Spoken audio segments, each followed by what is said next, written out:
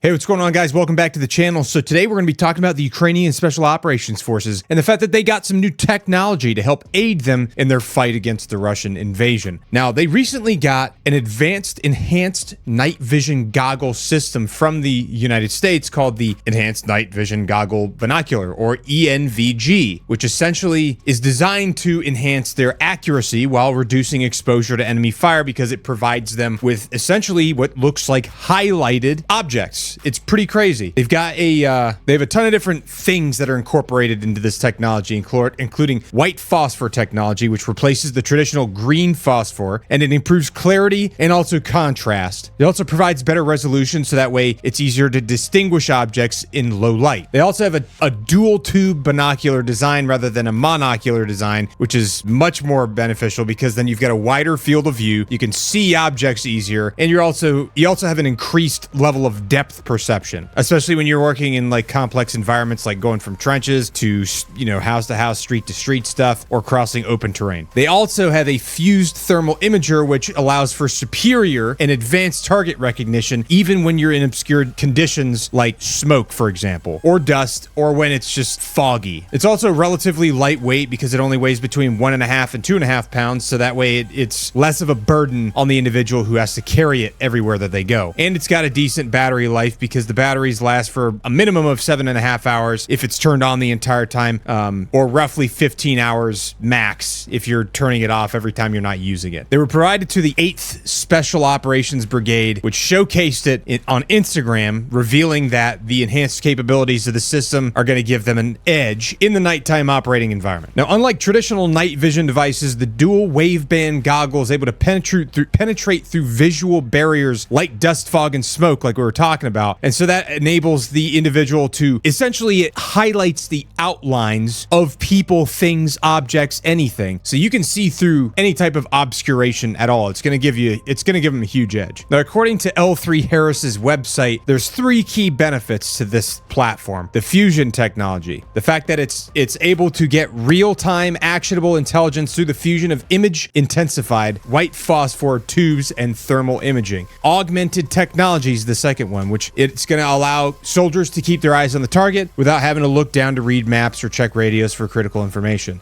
And then the last piece is rapid target acquisition, because soldiers can see around corners without risks of exposure, and it allows soldiers to identify, assess, and engage targets with greater accuracy and speed. Now, it's got a flexible 40-degree field of view with options of white hot, black hot, and outline modes, which outline modes is the mode you see where it's like outlining everything. So you can see literally everything, regardless of any type of obscuration. It's got a data display in it that includes waypoints, blue force tracking, and battle space imagery. So you can see all that stuff in your HUD, almost like a video game. And this way you don't have to look down at your map to see stuff. You can just follow your HUD and you can set waypoints inside of your goggles, and it'll take you there. Now, this thing's already been fielded with the United States Army, but it has not yet been fielded with the Marine Corps yet, although I'm sure we'll get it 10 years from now. Now, the next video I wanted to show you is a video of a Russian on a 4x4 ATV driving down a road that was just heavily impacted by one-way FPV drones. They got absolutely wrecked. And this is in like southwest, or it's like southwest of the, I believe it's called Pokrovsk. They got absolutely wrecked by drones, and this guy just drives down the whole road. So let's watch and see what he sees as the aftermath effects of this massive attack on their column.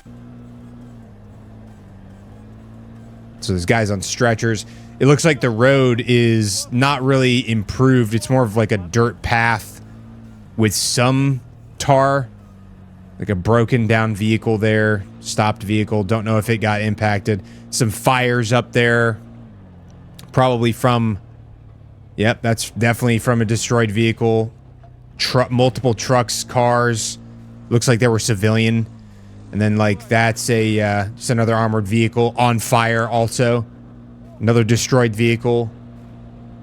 Another destroyed vehicle. Dude, it is absolutely insane. Guy standing out there, like probably wondering what's going on. Like destroyed vehicles all over the place. And these are all Russians. Again, these are all Russian soldiers. There's so many destroyed vehicles just on this one small stretch of land.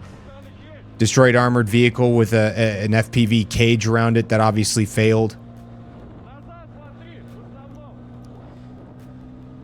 More abandoned vehicles that are destroyed.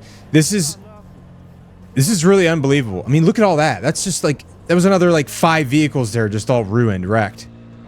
Guys on the side of the road, trash everywhere. It's just like some trees that are growing on the sides of this road, but not much out in, there's like open fields, completely open fields on the other side. Another destroyed vehicle. Yeah, because ISR feeds, you could just see this whole thing wide open. Guys just walking. Like, I wonder how, if these guys have gotten any type of information at this point. Like, hey, what's going on? What are we doing? There's some dudes standing around. Looks like maybe they don't, some people are walking. They're just like wondering, like, where are we heading? Do they have like an objective that they're going to? Like, do they know where they're supposed to go? Has there been any type of communication? Another destroyed vehicle. If this dude didn't have a 4x4 ATV, there's no way that he would be able to get through any of this, because like there's just broken down vehicles that have been blown up and destroyed literally everywhere. Absolutely unbelievable. I mean, this is literally like something that you would see. I mean, this kind of reminds me of that movie 1918, where they're just going and going. It's like one long cutscene and there's so much stuff going on all over the place around them. And this guy's just passing by all these different scenarios that took place and all these different things that happened.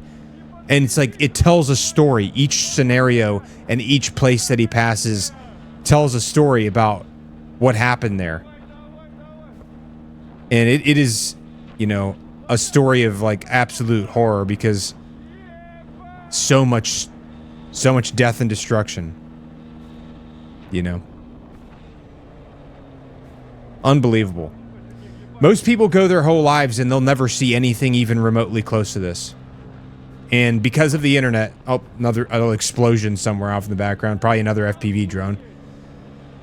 Because of the internet, we all see this stuff in real time, basically.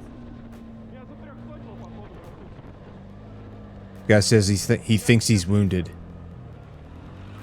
And then that's where the video cuts. Insane, man. This whole conflict is unlike anything that I think any of us have ever seen. Definitely puts a lot of things in perspective, and if anything, this should convince everyone why we shouldn't go to war. Unless there is absolutely no other choice, because nothing good comes from it except death, and some people get rich. But most of these guys fighting on the ground here are not benefiting financially from this. Like, they might be getting paid from the government, but, you know, and that's if they're lucky. I've heard of a lot of stories of guys going, you know, fighting, and they're not getting paid. And so they're just like going AWOL, essentially. So anyway, insane times we live in, and I'm sure it's going to get weirder.